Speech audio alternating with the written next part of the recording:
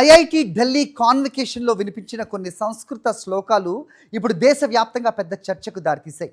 ప్రధానమంత్రి నరేంద్ర మోదీ పాల్గొన్న కార్యక్రమంలో వేద మంత్రాలు చదవటాన్ని కాంగ్రెస్ అధికార ప్రతినిధి షమా మహమ్మద్ ప్రశ్నించడంతో ఈ వివాదం మొదలైంది. అయితే అది గాయత్రి మంత్రం కాదని, తైత్తీరియా ఉపనిషత్తులోని శిక్షావళి నుంచి తీసుకున్న శ్లోకాలని విద్యావేత్తలు, పూర్వ విద్యార్థులు స్పష్టం చేస్తున్నారు.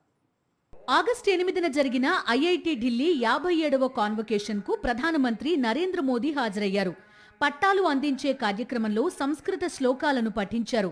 దీనికి కాంగ్రెస్ అధికార ప్రతినిధి షమా మహమ్మద్ స్పందిస్తూ అది గాయత్రీ మంత్రం అని పేర్కొంటూ దేశంలోని ప్రముఖ సాంకేతిక విద్యాసంస్థ కాన్వకేషన్లో మతపరమైన మంత్రాలను ఎందుకు చదువుతున్నారని సోషల్ మీడియాలో ప్రశ్నించారు.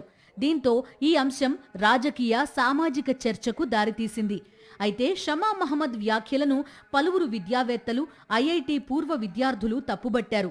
కార్యక్రమంలో పఠించినది గాయత్రీ మంత్రం కాదని, కృష్ణ యజుర్వేదానికి చెందిన తైత్తరీయ ఉపనిషత్తులోని శిక్షావల్లి భాగంలోని శ్లోకాలేనని స్పష్టం చేశారు. అమెరికాలో నివసిస్తున్న ఐఐటి కాన్పూర్ మాజీ విద్యార్థి జీసీ మెహతా ఈ శ్లోకాలు దశాబ్దాలుగా ఐఐటీల కాన్వకేషన్లలో చదువుతున్నారని తెలిపారు. ఇందిరాగాంధీ ప్రధానిగా ఉన్న కాలంలో జరిగిన కాన్వకేషన్లలో కూడా ఇదే సంప్రదాయం కొనసాగిందని గుర్తు చేశారు. శిక్షావల్లి తైత్తరీయ ఉపనిషత్తులోని తొలి భాగం. శిక్ష అంటే బోధన, విద్య, ఉచ్చారణ అనే అర్థాలు ఉన్నాయి. ఈ భాగంలో విద్యార్థి క్రమశిక్షణ, గురువు శిష్య సంబంధం, వేదోచ్చారణ, నైతిక విలువలు, స్వీయ నియంత్రణ, సమాజంలో బాధ్యతాయుతమైన జీవితం వంటి అంశాలను వివరిస్తుంది. అందుకే దీనిని భారతీయ విద్యాతత్వానికి పునాది వేసిన గ్రంథాల్లో ఒకటిగా పరిగణిస్తారు. తైత్తరీయ ఉపనిషత్తు 3 ప్రధాన భాగాలుగా ఉంటుంది. శిక్షావల్లి విద్య, క్రమశిక్షణ, విద్యార్థి బాధ్యతలు. బ్రహ్మానందవల్లి బ్రహ్మం, పరమానంద తత్వం. భృగువల్లి భృగు మహర్షి ద్వారా పరమ సత్యాన్వేషణ. వీటిలో శిక్షావల్లి విద్య పూర్తి చేసిన విద్యార్థులకు గురువు ఇచ్చే చివరి సందేశంగా భావిస్తారు. కాన్వకేషన్లలో ఎక్కువగా చదివే శ్లోకాల్లో సత్యం వద, సత్యమే మాట్లాడాలి.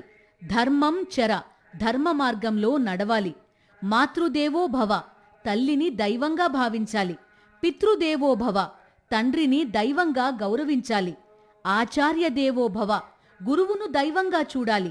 అతిథి దేవో భవ, అతిథిని గౌరవించాలి అనే సందేశాలు ఉంటాయి. ఇవి పూజా విధానానికి సంబంధించినవి కాకుండా విద్య పూర్తి చేసిన విద్యార్థులు జీవితంలో అనుసరించాల్సిన నైతిక విలువలను గుర్తు చేసే బోధనలుగా భావిస్తారు. శిక్షావల్లిలో విద్య అనేది కేవలం పుస్తకాల జ్ఞానం కాదని, గురువు, విద్యార్థి, విజ్ఞానం అనే 3 అంశాల మధ్య ఉండే పవిత్ర బంధమని వివరిస్తుంది. సరైన ఉచ్చారణ, స్పష్టమైన సంభాషణ, క్రమశిక్షణ, వ్యక్తిత్వ వికాసం, సామాజిక బాధ్యత ఇవన్నీ విద్యలో భాగమేనని ఈ ఉపనిషత్తు చెబుతుంది.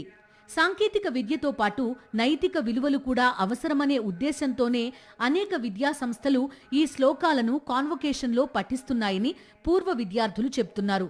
అయితే ప్రభుత్వ నిధులతో నడిచే విద్యా సంస్థల్లో ఇలాంటి ప్రాచీన వేద సంప్రదాయాలకు స్థానం ఉండాలా, ఉండకూడదా అనే అంశంపై భిన్నాభిప్రాయాలు వ్యక్తమవుతున్నాయి.